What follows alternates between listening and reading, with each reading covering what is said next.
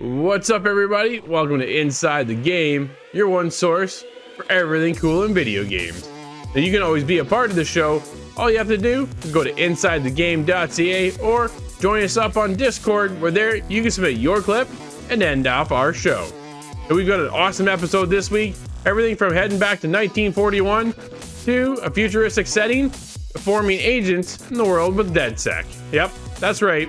I'm talking about Watch Dogs Legion. And we've got also an awesome interview. So you make sure you stick around. You know how we get things started. Here it is. It's the Inside Scoop.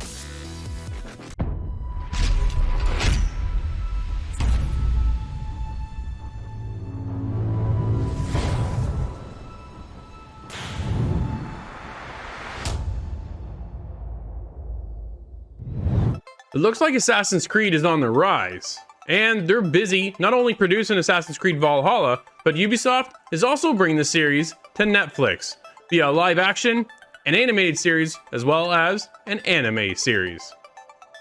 For more than 10 years, millions of fans around the world have helped shape the Assassin's Creed brand into an iconic franchise, said Jason Altman, head of Ubisoft Film and Television over in Los Angeles. We're thrilled to create Assassin's Creed series with Netflix, and we look forward to developing the next saga in the Assassin's Creed universe. Since the first Assassin's Creed released back in 2007, the franchise has sold more than 155 million games worldwide. It's easy to say Assassin's Creed is a beloved franchise, but how well does that transfer over to live action, an animated series, and an anime series? Here's hoping we don't go back to how it was before with Assassin's Creed Overload.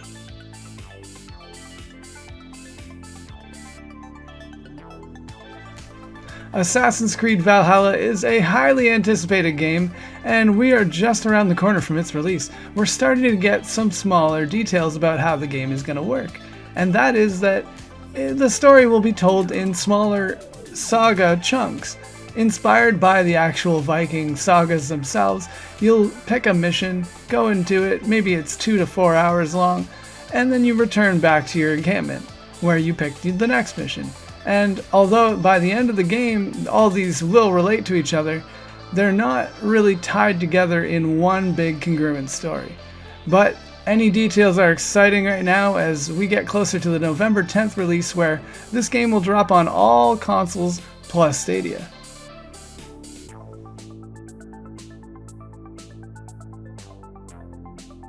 Alright, so I'm taking the PlayStation news this time, and I got some juicy information for all of you guys. Starting things off, I'm going with the PlayStation Plus games for the month of November, and starting things off, we have Middle-earth: Shadow of War, the sequel to Shadow of Mordor, an Assassin's Creed style RPG open world Lord of the Rings game. Yep, if you haven't tried this game, you absolutely need to pick this one up with your subscription. Nextly, we have Hollow Knight Voidheart Edition. Now, the Hollow Knight series is a very famous series and is pretty fun. If you don't own this or have not tried it, you absolutely need to pick it up, because both of those will be available on November 3rd. But getting to more exciting news, as of November 12th, you will be getting your first PlayStation 5 game if you are an owner of a PlayStation 5 by that point, and you will be getting Bugsnax. So in Bugsnax, you get to play as an investigative journalist who has set out to explore Snacktooth Island, home to legendary half-bug, half-snack creatures, Bugsnax. Discover, hunt, and capture all 100 critters while also tracking down and reuniting the island's inhabitants. Now, Bugsnax, wow, what an interesting sounding game. It's pretty exciting that you're going to be able to get a free game on your PS5 first day as a PlayStation Plus owner. So that's really exciting. Now I'm going to give you one more kind of cool thing that Sony's doing with their trophy system. Now, their trophy system has been spot on, I think, for the most part, and they're actually kind of iterating something that I think needed some work. Now, whenever you get that any sort of trophy, you used to get a screenshot along with it to kind of bring back some memories. But now what they're implementing is they're going to have sort of this auto lead up to clip of you getting that trophy and even have a little splash screen along with it. This is pretty cool. I'm all for the memories, so having something like this that PlayStation's doing is great.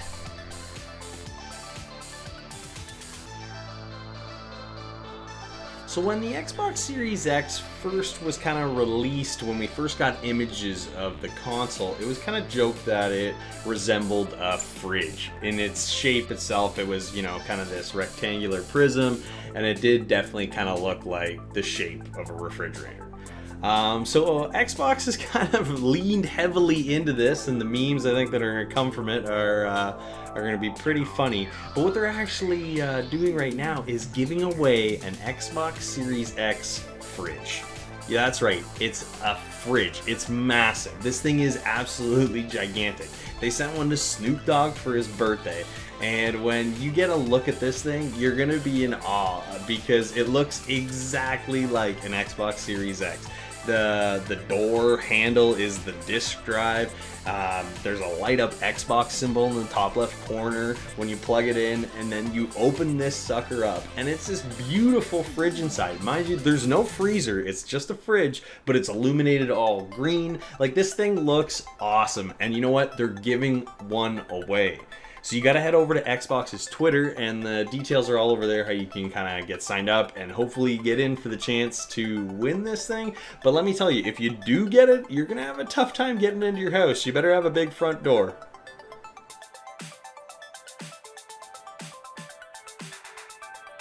Cyberpunk 2077 may have gone gold, and with the release date of November 19th, we all had hopes and anticipations of getting our hands on the game. However, Cyberpunk 2077 and CD Projekt Red took to Twitter to inform us that the game is actually going to be delayed. The game may have gone gold, but it's still got a few things to polish and a couple things they need to tweak before they're ready for their new release date on December 10th. CD Projekt Red took to Twitter to let us all know that the biggest challenge for us right now is shipping the game on current gen, next gen, and PC at the same time, which requires us to prepare and test 9 versions of Cyberpunk 2077, Xbox One, Xbox One X, compatibility with the Xbox Series S and X, PlayStation 4, the PS4 Pro, compatibility with the PlayStation 5, PC, and Stadia, all while working from home. Since Cyberpunk 2077 evolved towards almost being a next-gen title somewhere along the way, we need to make sure everything works well and every version runs smoothly. We're aware it might seem unrealistic when someone says that 21 days can make any difference in such a massive and complex game, but they really do. We're all excited for Cyberpunk 2077, but CD Projekt Red just needs a little bit more time. Well, as far as I'm concerned, they can take all the time in the world. Anything like The Witcher 3? Well, man, I can wait. We just want a good game. And 21 more days isn't that far away.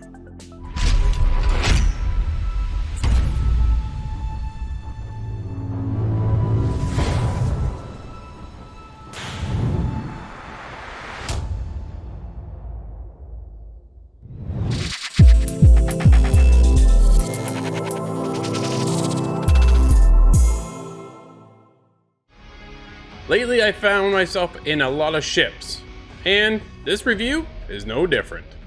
The Earth. And that's what they called this planet once. It's hard to believe now. We did what humans always do.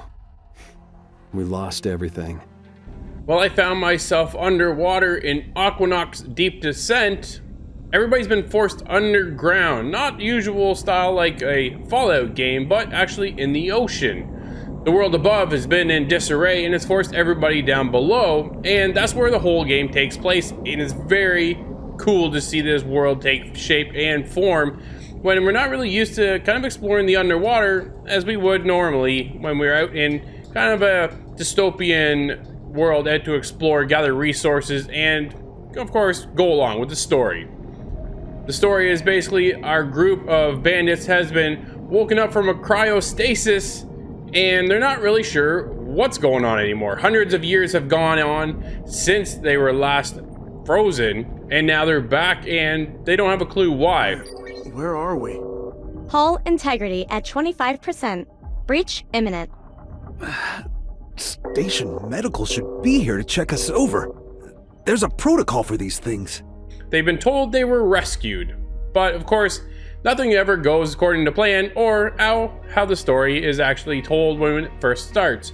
And that's one of the best parts about the game is the actual story. And as you start to explore and meet new characters, other factions, and it's really this battle between political factions that go back and forth. And it's kind of, who do you trust? And do you like that person?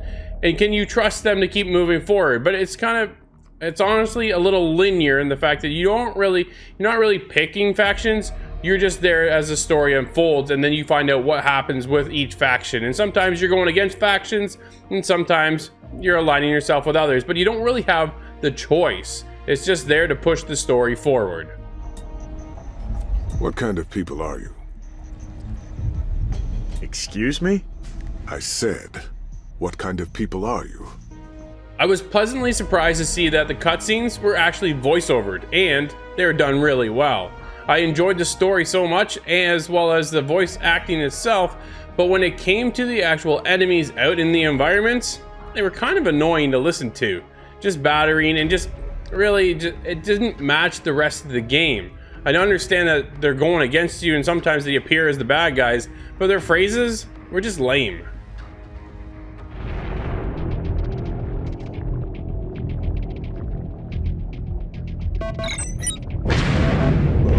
There is only one.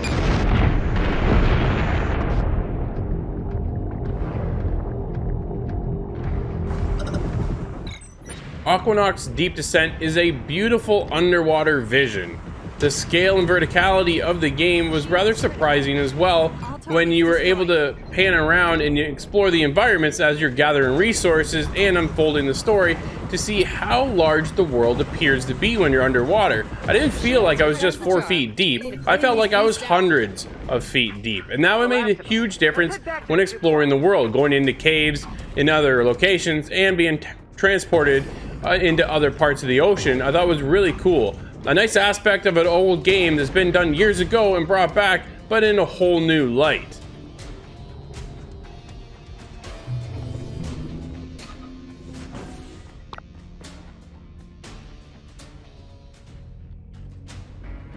My time with Aqanox Deep Descent was a great surprise. Wasn't too sure what I was getting into when I first started, but overall, it was nice to see where the story had twists and turns, and the characters were interesting to carry the story forward, and definitely one everybody should check out. This game is really cool, and, as I said, a big surprise. All in all, Aqanox Deep Descent is getting a 7.5.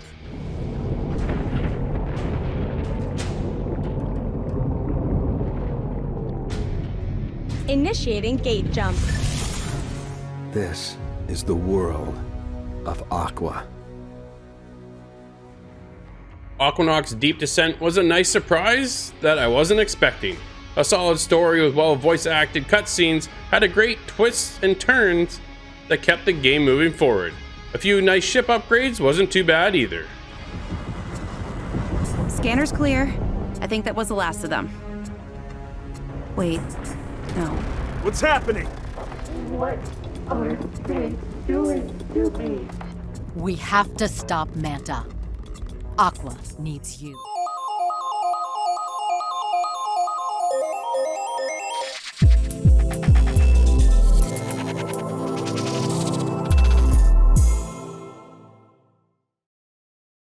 Alright, Drew, looks like we're entering the Terrorarium as gardeners in this one? Sure.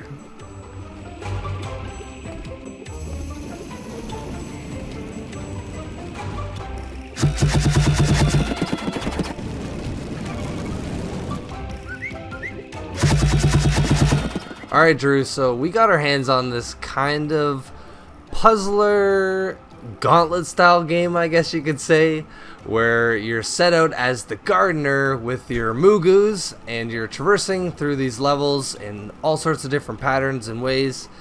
And man, I don't know, what did you think about traversing through the terrariums in this game, buddy? Oh man, honestly, this one just doesn't work for me, Nate. I'm gonna be honest. I didn't like it straight up. It didn't click. It didn't at all. Like when it first started, I'm like, okay, I get this feeling of like the old school Lemmings, right? I'm like, dude, I'm a big Lemmings guy from back in the day, and I'm a big puzzle gamer as well. Like I love the puzzles, point and click adventures, or just even solving puzzles within games. That's my style. I love that, and stealth. So to have a puzzle game come at me, I'm like, perfect, right up my alley. And then I'm this gardener that I'm throwing these mugus that don't work half the time, and then I'm traversing this world that you have to, just like Lemmings in a sense, maneuver your mugus to safety and then to the finish zone. Your finish zone basically is a plant that you're looking to drop a piece of fruit from, and that became an issue as well. So as I'm making my way through the level itself, Nate, there are spikes there, all right? Dude, I'm nowhere near these spikes, and I died. And it's not like just once. It is nearly every time. It's frustrating that you can't even play the game because their hit detection zone for the spikes is nailing me, not even close to the spikes.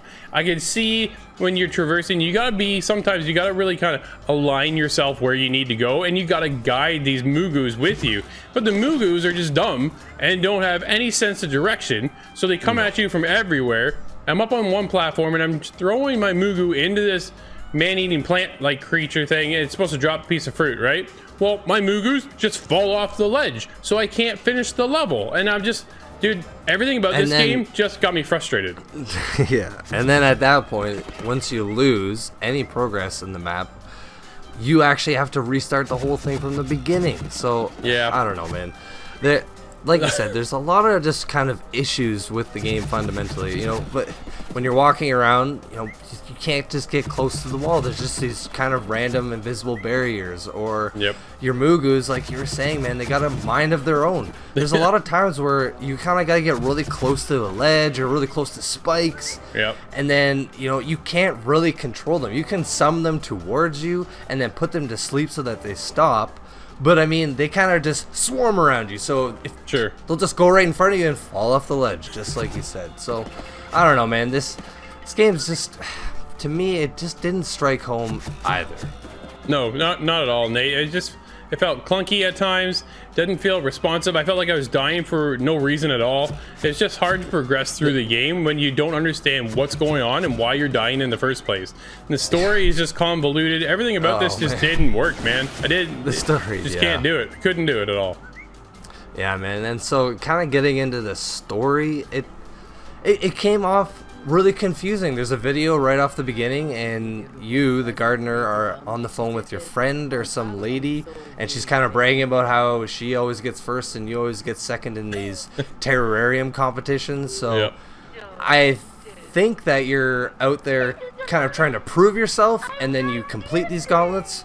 But on the other hand, I don't know, there was this little snippet where the mugus have taken over the entire world and we're trying to stop them. So I don't know, man, this game didn't really make sense. It just it's just like I kind of caught the sense of humor that they were going for, where it's kind of ridiculous, but at the same time I just didn't get it. No, it's supposed to be over the top, right? But at the same time, the mugus infected the planets, and yet you're using the mugus to your advantage.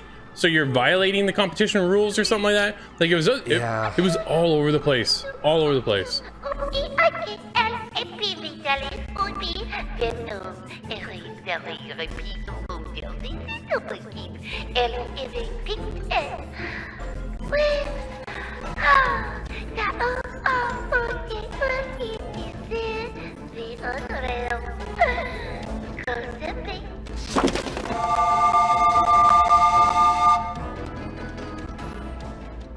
Nate, a plus for the game actually is the maker mode, where you can go in and create your own level. And I dabbled in it a little bit to kind of get the feels for it and how you kind of would work around creating each level. And then you were talking about some competitions they were having for it as well? Yeah, man. So within the maker mode, people create their maps and post them, so you can play all sorts of different maps. And what I thought was pretty cool was, I guess there was this little competition recently, and they had a first and a second place winner. So I actually got to check out their maps, and oh man, these guys are pretty creative, because I didn't stand a chance in those games that they made. So I don't know, there is a big community within this game, so I can appreciate that. It definitely will jive with some people. Yeah. For me, man, I just didn't care for the puzzles. I found like the jankiness was kind of a part of the struggle in the game, and it was half intentional, but not really. So I don't know, man. All in all, I think we should wrap this one up. So what are you gonna score this one? Yeah, nothing about this game struck home with me at all. I was kind of actually there with a strikeout with a 3.5. Okay, man. Well, I kind of see where the community's coming from, but again, it just didn't jive with me. I think there's just a lot of things that they could maybe address. So I'm going to have to give this one a 4.5.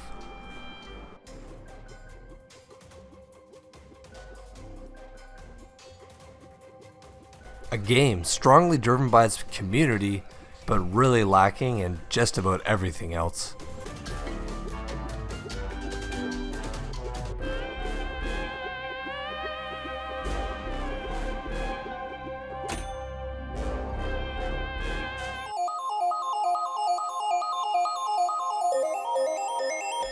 Not too long ago, there was a closed alpha for Kingshunt. After playing the alpha, I was also able to catch up with the CEO and founder of Vaki Games, Teemu, to talk about the upcoming title. And here's what he had to say.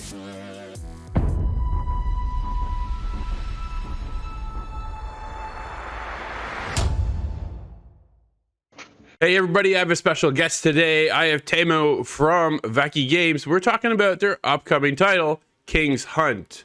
David, why don't you give us a rundown on what the game is and what players can expect when they're playing the game? So Kingshunt is a team-based third-person combat game. You choose one of the unique characters from this medieval fantasy setting, and you fight against the opposing team, building towers, commanding minions. It's quite many stuff happening there, but there's much things to learn, so that's the main thing in the game. No, absolutely. We jumped into a recent alpha that you guys have with the game, and I got a touch of a bit of a MOBA feel with some minions coming at us. We had the opposing team coming at us, as well as this tower defense element. Where did all this idea and concept come from? Were you pulling from other inspirational games and making your own and kind of meshing them all together? That has been a really, really long journey. We started Kingshunt as a tower defense game, actually. We started as there's only one team fighting against the minion waves, but we did some market study that was really not that exciting, so we decided to put the opposing team there. So we started to play that and experience different things, and Kingshunt has risen from there. It has been a long journey. We made mistakes. We came back to the drawing board and designed elements again. So it has been a long journey, but inspiration came from tower defense games. But we wanted to evolve that genre to different form because it's quite it's challenging in that sense, but it's quite boring also at the same time. Yeah, for sure. Agent Howell hit us up over on our Discord, and he's curious of the roadmap of the game. What's your long-term goal for Kingshunt? Long-term goal, at least for now, is we will focus on launching the game next year. And then we have a roadmap for 1 year currently in place. After that, it also depends on what happens next year. What are the things the players actually love in the game? Yep. And we want to nurture that relationship with them and continue to develop those features. Not just focusing on building hats if no one wants to add those into the character example. So Right. we want to be really honest about that. We want to be focusing on those things which are the most interesting part of the game. In the long term, we have big plans for doing even bigger matches. We were now focusing on the 5 versus 5. Yep. But early concepts we had up to 50 versus 50 games, so 100 players in one match, because the Battle Royale genre was booming when we started. Those ideas came from there, but that might be that in maybe after 5 years we can do that. Right. The tech is almost there. We have so many NPC units. Quite many things need computing power, so we can't actually do those things. So there are some really big visions for the game. So it's all about getting this feeling of medieval fantasy battle, that you can take part of this castle siege as a defender and attacker, maybe bringing that to another level, having those 100 players there fighting. That would be like my biggest vision for the game currently. Oh, it sounds cool. We jumped into the alpha, and like you said, it's 5 versus 5, but there's only 4 characters for us to actually access at the moment. Moving forward, how many characters do you kind of think you're going to have in the long run? And when we go in and select a character, right now, because there's only 4, we're able to select the same character. Will that still be a feature, or will you, once one character is selected, no longer will be able to access that character with your team? So currently, this test was only for testing the infrastructure and the online code and everything around there. Yeah. We aim to have more characters and 1 character per player. That's the main goal. Now we had only four characters there, but we have 2 characters in pipeline currently. Okay. Those are exciting characters to players, and the main thing is that we want to have the 1 per team to make it as, because now we saw really different strategies that were really OP, and we don't want that. Yeah, we don't want that. Yeah, no, absolutely. Agent Howell also hit us up on Discord and wants to know, we can have the option to pick a side when it comes to getting into the game. Do we want to play attacker versus defender? Because when we were playing, we were only stuck on defender. We never actually had the opportunity to play as the attacker. And like you said, little OP strategies, we kind of got crushed on the defending side. What feedback did you see coming through with the alpha? It has to be about the matchmaking. We didn't have many rules for that, so basically that was random. So it's all about bad luck if you get the defender side all over again. So that was the main reason. Currently, we will get the matchmaker to decide what side you're gonna play. We have some custom games in place there, but we are not letting players currently make games. So that's one option. But currently, the matchmaker didn't work properly. So that's the main reason. Okay, because we saw the same, some of the same players in the same lobby constantly hitting us up again and again. And every time we saw them, we're like, oh no, we kind of had this deafening feeling of we're going to get crushed again, right? So it was kind of one of those things. But overall, were you getting any other feedback within the alpha? What kind of information were you gathering from that? The servers were working well. What other bits of information did you gather? The community is so great already. I have to say, we were surprised about the good feedback we received. The biggest one that was really fun to me is that players were expecting MOBA. They were expecting the similar rules, similar setting, but when they started playing, they played a couple of rounds. They said, "This is not MOBA. This is something different." Yeah, that was the main case for us. We never said that we're gonna build another MOBA in same rules. We never said that. We're bringing and building something which is unique and different. We're combining the genres to one game. And as for feedback, of course, the balance and all those things, we are working on that. And what else? Performance quite good for alpha, and it was quite reliable. In that sense, the servers were on, but we're inviting more players to next alpha because this was closed. So the matchmaking times were quite long. The peak hours were not that long, so we are also considering doing shorter periods, so players can take part of those.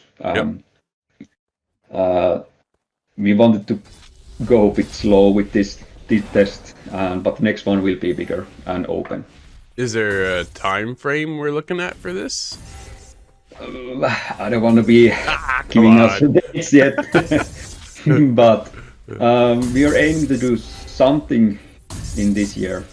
and Okay. end of this year. So And it's- of course the big platforms are coming, Xbox and Sony. So Yep. there are so many things happening in the field. So it's always marketing wise not No, super absolutely. wise to do. Mm. Let's talk about next gen console because you guys are coming to next gen console as well. What's the infrastructure like moving from PC over onto the Xbox Series X and the PlayStation 5?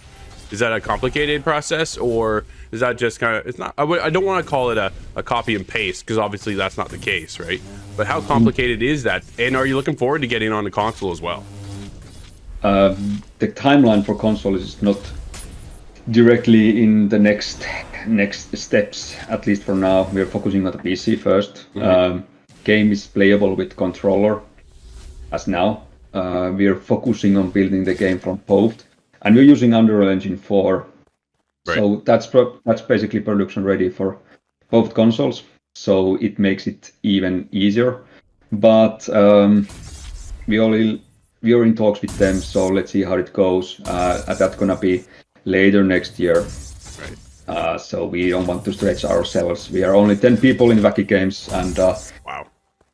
we want to put the PC game out first and then continue building there. Right. What's your role at Vaki Games? Yeah, I'm actually a CEO and co-founder of Vaki. Cool. So what's your day-to-day look like then over there? Lots of calls,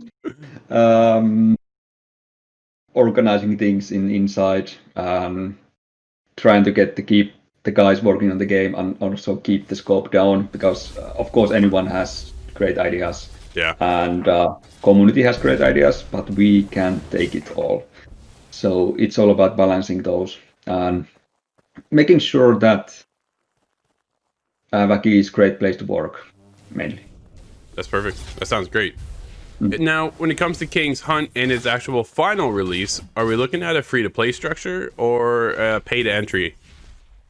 It's going to be pay-to-entry currently. The price point is currently as cheap as €20, $20, and but we will continue to develop it further. Let's see how it goes. But as of now, we are going to be a premium title. As for a small team, free-to-play is quite challenging, I have to say, for the content-wise. Sure. So that's why quite many indies are doing the premium, but we will continue to develop the Kingshunt with you. So that make it possible that we will continue developing game, and we have plans to future how we're gonna do it, and we will add new content, new heroes as we go further next year, and this is just the first steps. This is great. Are we going to see other game modes, or is this just the main focus right now? Currently, we're focusing on the Guardian Assault game mode, but we are talking about the game, another game modes.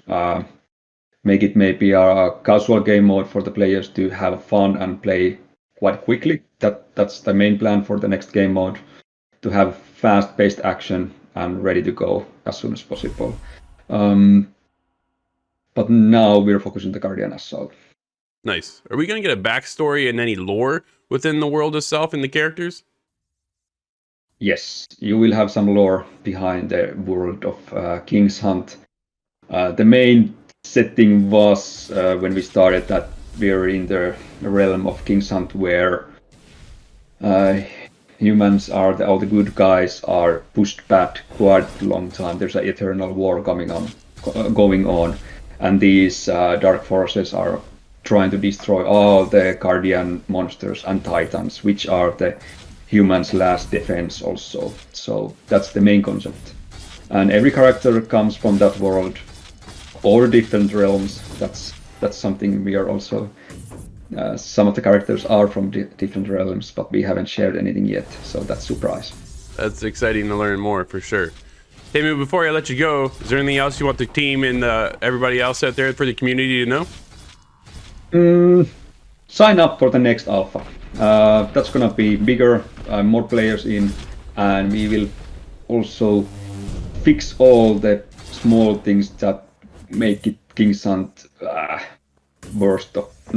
hard to play. So make it easier to get gamers in, because the first player experience is quite complicated now, so we want to make it simpler, so you can just have fun there and fight a way up.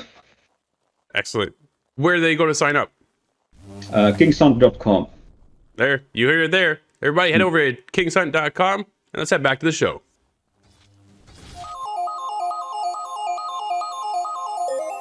Alright, so I'm back with your Canada Division Rainbow Six Siege esports coverage. And I'm sorry I haven't been able to keep you guys all up to date. I've had some stuff going on, and unfortunately, I've just been really busy, but I'm back, and it's all actually come to a wrap. Canada, we did pretty good. All in all, I can speak for the teams that they have improved severely since the first stage, so I'm very proud of Canada as a whole. Now, as far as the North American qualifiers, we didn't do quite as well as we did last time, but that all being said, let's kind of focus on the actual Canada Division side of things. So like I said, all these teams, they have really improved. They had some roster changes, a lot of the teams did, and it's really kind of showing. Some of these guys have really stepped up for their team, and Livid, Nordic Esports, Altiora, all of them in particular have done very well. Mirage, of course, they did exceptionally well because they won yet again, pushing them to the North American qualifiers. But the other three teams, they've really just shown that they are at that pro league level. Now with Mirage taking first, Altiora taking second, Livid third, and Nordic Esports fourth. That wasn't quite what I was predicting for this. Livid, they did really well. They got pretty stomped by Mirage, but after that, again, those last two games, they really stepped it up, and I was quite impressed. But let's talk about Mirage. Now, them heading into North American qualifiers, it was pretty rough. The first match, they lost 11 rounds in a row. They got swept the first match, and then heading into the second map, they did okay, but it was only until they actually lost 4 rounds that they were able to take one. So, I mean, they were up against the Titans of Rainbow Six Siege, SSG, Space Station Gaming. These guys are the world champs from earlier this year, and I mean, it truly showed because they were just incredible. But moving into the second game, they played against Disrupt, and this was kind of that elimination round, and unfortunately, Mirage was eliminated. Disrupt has actually been one of the top tier teams in North America, so it wasn't that unexpected. But that all being said, Mirage, they did okay against them, and definitely moving into next year, I think that Canada will be giving way more of a standstill against these other teams. So that's it. That's all I can really say about it. I hope you enjoy these highlights, and I will definitely be getting you guys all up to date with more frequent videos later on.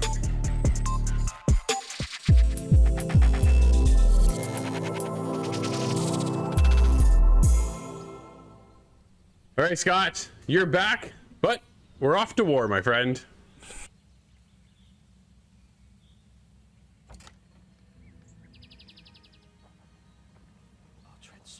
Scott, you and I this week jumped into a very RPG stealth unique title that I think was really kind of up our alley. We really dug this game. This is very cool. You and I are both stealth fans, so for us to jump into Partisans 1941 back in the World War II days was a different spin. Kind of this XCOM feel. How'd you dig this game?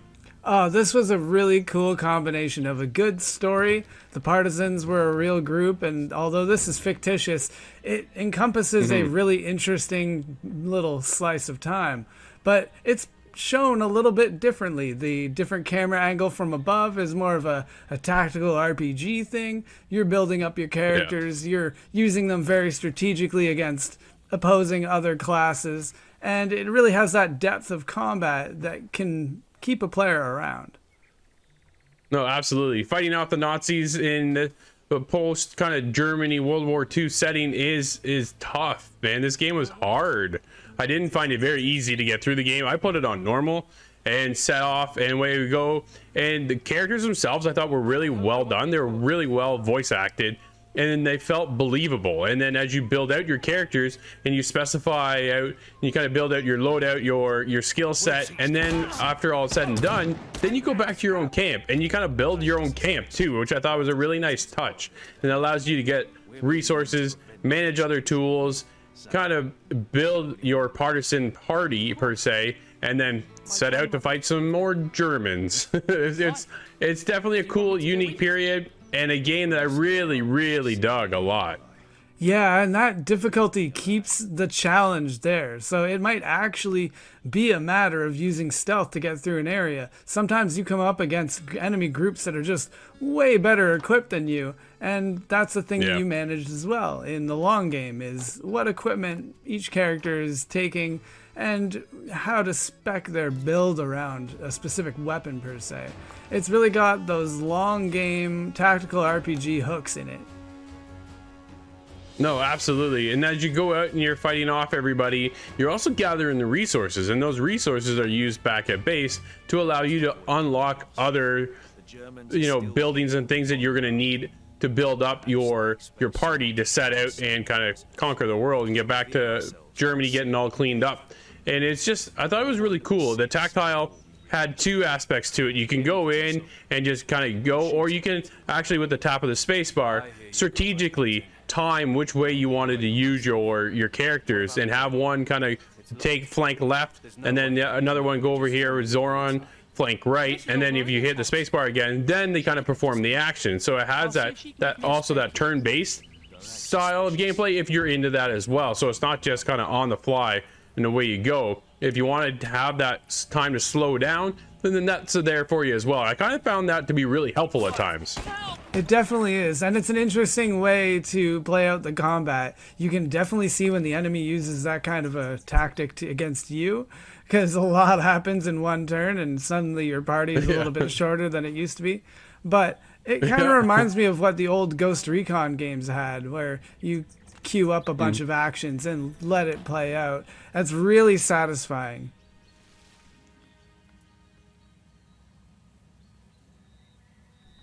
Scott, being in this isometric top-down view that we're kind of getting a grand scheme of the overall layout, who we're facing, it also has this art style that kind of portrays everything we want for this game, this type of game. I thought it was really well done. Everything runs so smooth that it looks gorgeous. I love the actual style of the entire game. I had a blast playing this. Absolutely love this game a lot, man. What do you think you're going to score this one overall, Scott? Well, it definitely had, dare I say, a Tim Burton style of the characters mixed with the oldies style American cartooning. It was really satisfying and a gratifying game to play. I enjoyed the combat and the story, especially to this game. I'm going to have to give this one a 7.5, but it's a strong contender. Absolutely. I think actually I'm a little bit higher than you. This one really hit a chord with me. I love the stealth aspect. I love the art style. I thought the voice acting was fantastic, and the story itself is really good. And then when you get in that with the base building as well, there's a lot here to discover and a lot to kind of traverse as you're playing each map. And the levels too aren't short. Like, I was in there for each level at least 45 minutes to an hour as you take your time. And well, you do die a lot as well. But when you get past all that, it is an absolute blast to play Partisans 1941, and that's why I'm scoring it with an 8.5.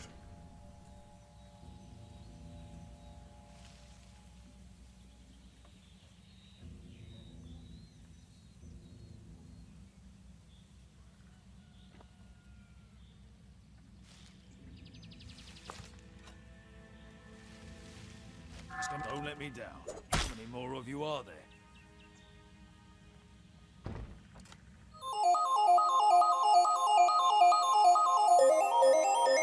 The guys and I were live this week over on our Twitch channel at twitch.tv/theofficialitg. We're there. We got into some Hyberbrawl tournament action.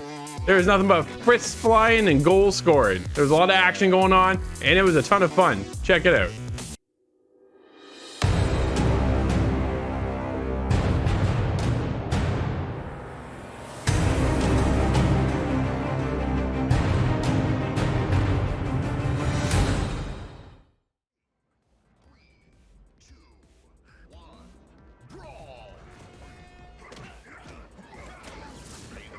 Get out of here. Oh no, he's got it. Yeah. Oh. The little tether there. Ooh, he snatches it right out of the air. Yes, Yeah. nice guy. Oh, well done. I don't even know if I did that. Like, I was thinking my kicks around. Oh, and I'm down. Oh, nice, you caught it. Ah! Oh, I didn't know who was standing. I was left standing. I don't know how the ball went in. Rolled off his death.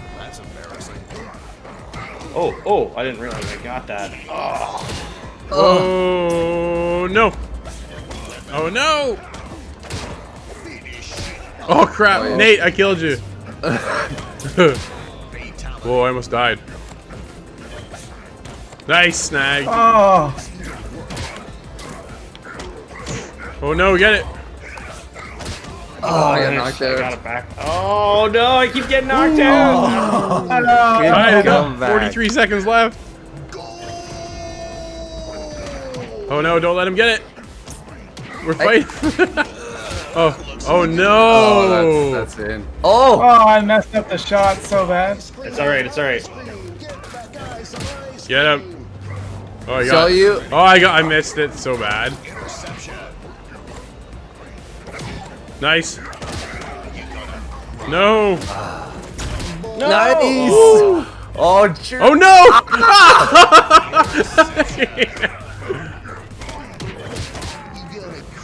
Oh, what's that? Oh, It's caught. fell We're off. tied, It's boys. glitched. Yeah. That's a glitch.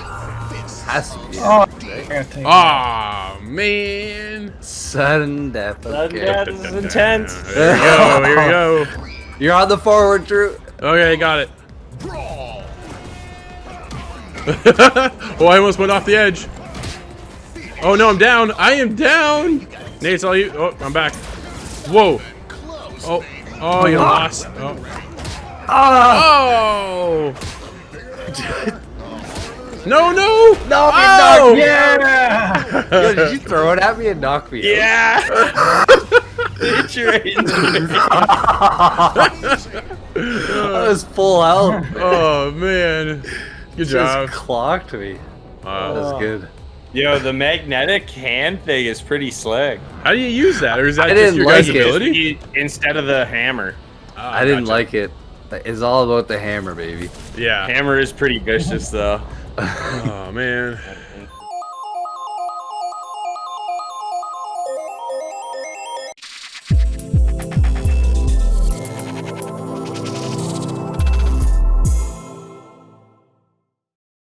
Watch out, dog. There's a legion that we're forming.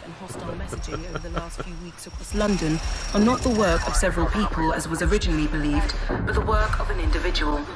The criminal suspected to have links with the terrorist group DedSec is marked as dangerous. Nate, you and I jumped into Watch Dogs Legion. This is one I've been looking forward to. I'm a big Watch Dogs fan, so when I saw the fact that we can pretty well take whoever we want and form them to be a part of our DedSec team, this really had me hooked as well. And of course, you know, man, Watch Dogs has always been a cool series, and they've had a lot of iterations moving forward, and this one, this year, is being one of the biggest. What are you thinking of Watch Dogs Legion? Well, man, kind of hopping right off with what you said, the whole Legion aspect is really cool and something that I haven't seen done quite like this. You legitimately play as any character that you can recruit, which is almost everybody in the game. It seems like you walk by NPCs all the time in the open world, and some of them you can't and some of them you can, but regardless, you have access to all these people, and they each have kind of unique abilities and things along that. But yeah, they each have their own voice, their own kind of backstory, and when you play as them, like when you're doing the cutscenes, they're right there and they're interacting with your other recruits. It's something I haven't quite seen like anything like this before, man. It's crazy. No, it is pretty nuts to think about the fact that you can gather any NPC in the game and bring them into your Legion, which is really, really cool. But at the same point, Nate, when I first started playing the game, I was a little concerned that if I can just incorporate whoever, then the people on my team, in a sense, almost don't really matter. So if I lose them, because you have the option to play with permadeath. I chose permadeath, and as I played through the game, well, I had one couple of situations arise over another, and as I played further along, I got a little nervous actually about losing some of my top tier characters. It's not like the RPG system though, right? Where you're able to upgrade all your characters, so when you lose that character, it's like, holy crap, now what? Yeah.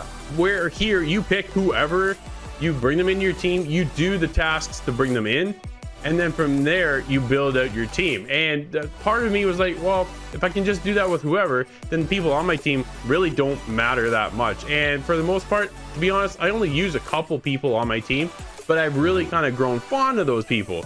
They have a certain set of perks. I use a super spy, I've got a hitman, I've got a hacker who can tap into drones and summon drones, and you know, so depending on the situation or the mission that I'm on, I will go with one agent or operator over the other, and it just depends on which way I want to play. And often I'm using my super spy. My super spy is super cool, dude. And what a surprise. Yeah, exactly, right? That's my play style. I'm that stealth character, so I'm gonna go in that kind of game mode, and it will allow me to go in and take out guys as quietly as possible, and then from there move on. So I got into a couple situations, I thought, holy, like I'm about to lose this guy, and then what? Because then my super spy is now gone. So at the beginning, like I said, I wasn't too worried, but as I got along and as I'm playing more and more missions, dude, there were a few times I got nervous, that's for sure.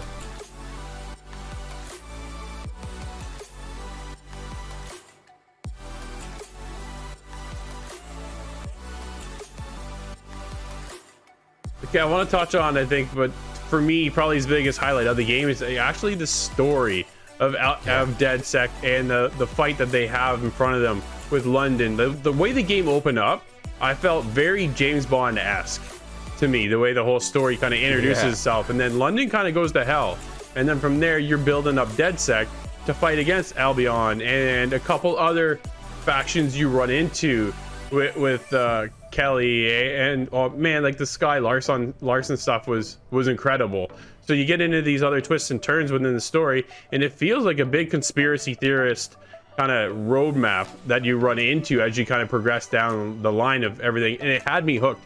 Like the story was, to me, one of the best parts of the game, one of the coolest stories this year too. I thought it was phenomenal. They can grab anyone off the street, call them illegal immigrants, potential DedSec insurgents, whatever, though we know who the real danger is.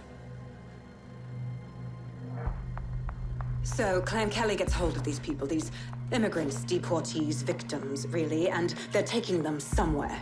But where and why? Nate, as strong as the story is, there are some hiccups along the way. No game to this degree is ever perfect by any means, but I've run into a couple issues, man. Like the one part here, I actually had two NPCs just kind of pop in the world in front of me and then fall from the sky. Like it was just, they were nowhere to be found, and all of a sudden they were like right there and on the like they were falling. It was weird. And another time I'm in one of the missions and I'm in the building and one of the guards are up on a desk and he's in this continuous walking loop into the desk, and I can't sneak up behind him like I normally would and kind of choke them out. I had to shoot the guy, and he's one of the guys that exploded, so that just kind of threw everything south for me, right? So I had to bail out on that one.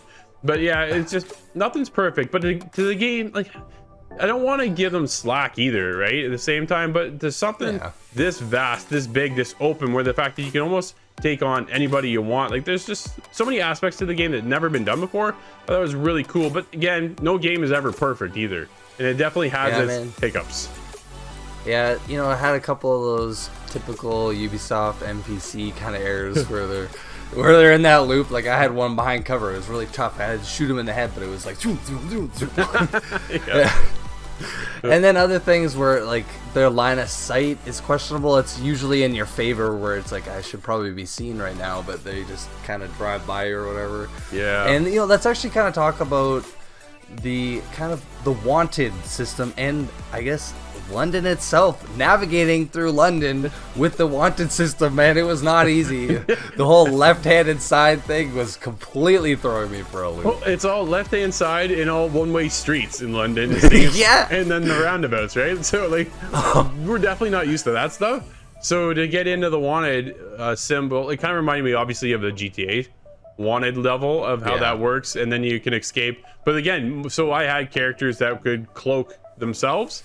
You have that ability early, or I actually had, because my spy himself has the ability to cloak his own car. So I take off in the car, cloak myself, and I just bail out. So, you know, but traversing the landscape of London and how they've made it seem so almost post-apocalyptic in a sense, because it was such a big catastrophe when the game opened up. I thought it was really cool. And then everywhere seems different than the last environment and then the other environment. And then there are these little things you kind of go and you open up parts of the map, and then they give you other operators, DedSec agents you can bring in, and that's how you get rewarded, by bringing in specialists in a sense versus just some random walking down the street who may only have the ability to hold a heavy, you know, like hammer or something along that line, versus having, you know, the ability to hack a drone, call a drone, and all these other elements to themselves. Overall, Nate, to me, the game really hooked me. I was in there instantly, had a great time. The story is so cool. It's so, there's these twists and turns that you like. I was just like, wow, ooh, it went there. I'm like, holy crap, and then it went there. It's like, oh my goodness. So I always wanted to keep playing. I wanted to find out more in the story. The fact that you can go in and actually take on whoever you want, I thought was pretty incredible. And man, like, it's just, what a unique game for Watch Dogs to take from where they've gone with 1, 2, and now into Legion. It's been a really innovative step for Ubisoft, and I think for players, they definitely want to take a look at Watch Dogs Legion. It's cool. Whether you want to go with the old granny side, or you want to go in stealth, or you want to go hackers, there's so many options when you're forming your own team for DedSec. Super cool, and that's why, dude, I gotta give it an 8.5. Oh, nice, man.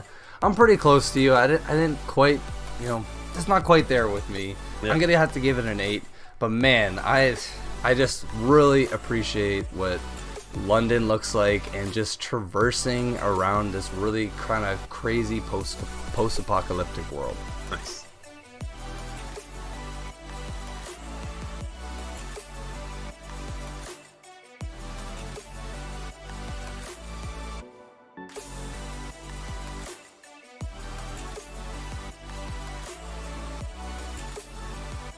Building a legion of random NPCs is a great time in this twisted telling of post-apocalyptic London.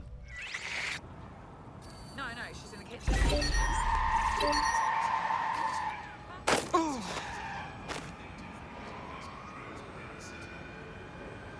Well, that'll be it for this week's episode. Thank you so much for hanging out this week with us. Now, of course, you can always be a part of the show by going to insidethegame.ca or hitting us up on Discord, just like Zane did, as he's got one heck of a clip in Rogue Company. That's a long bomb. Until next week, everybody, thank you so much for watching, and we'll see you inside the game. Enemies spotted! Enemy spotted! Get me up! Enemy spotted! Need help! The enemies have 5 reinforcements remaining.